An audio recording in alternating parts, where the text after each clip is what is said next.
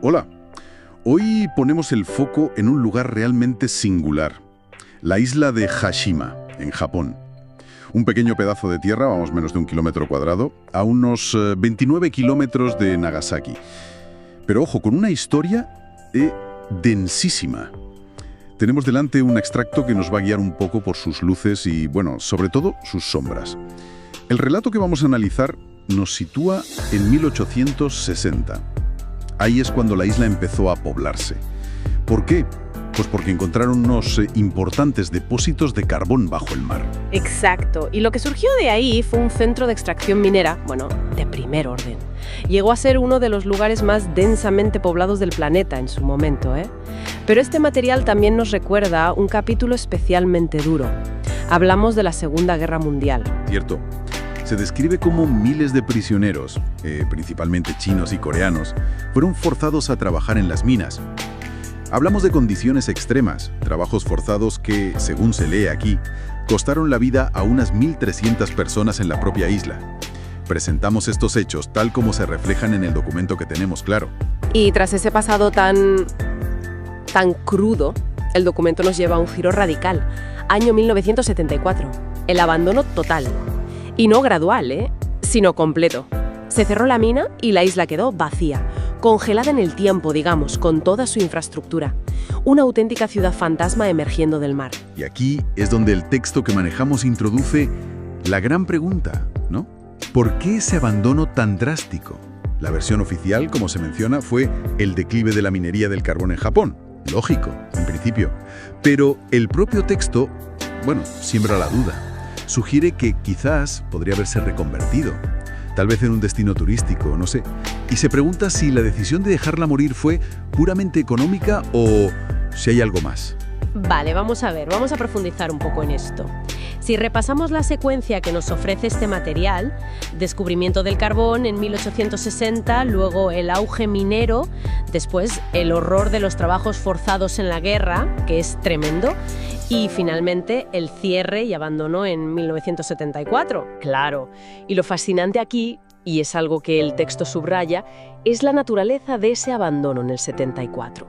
Fue súbito y absoluto, de un día para otro prácticamente, y ahí reside la tensión que parece explorar el documento. Por un lado, la explicación económica oficial, que bueno, tiene su lógica, pero por otro esa pregunta flotando. ¿Por qué no se intentó ningún tipo de reconversión, ni siquiera turística, como apunta el texto? La cuestión no es tanto si el turismo era viable ahora, sino por qué se descartó entonces de forma tan tajante. De hecho, el documento menciona que hoy día existen algunos tours en barco. Dan la vuelta a la isla, ¿sabes? Pero también señala que, en sí misma, la isla en ruinas, pues no ofrece actualmente grandes atractivos para un turismo masivo. Lo cual casi refuerza la pregunta sobre la decisión original, ¿no? La de abandonarla por completo. Precisamente. Esa aparente falta de atractivo actual que describe el texto nos devuelve a la cuestión central que parece plantear. ¿Fue la decisión de 1974 únicamente una cuestión de rentabilidad minera? ¿O, como sugiere ese escepticismo del texto, pudieron pesar otros factores? Factores no dichos. Quizás la dificultad de gestionar un lugar con una carga histórica tan pesada, con ese pasado de explotación. Es complicado. Esto plantea una pregunta importante, que se deriva del análisis, creo. ¿Cómo nos enfrentamos a los legados industriales complejos?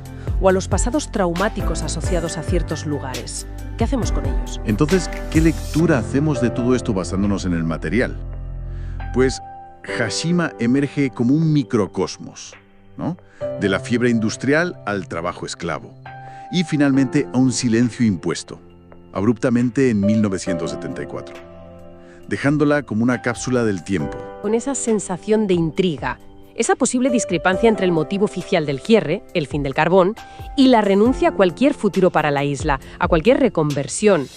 Esta falta de explicación completa es lo que, según se intuye en el documento, alimenta esas especulaciones sobre razones ocultas, motivos para dejar que el lugar simplemente desapareciera del mapa funcional.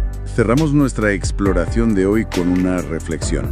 Sí, espoleada un poco por las dudas que siembra este texto que hemos visto. ¿Cuántas historias no contadas, cuántas decisiones complejas se esconden detrás de los muros de los lugares abandonados?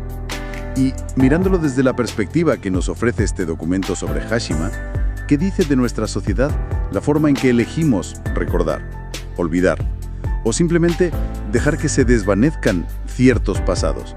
Pasados industriales, pasados conflictivos. Ahí lo dejamos.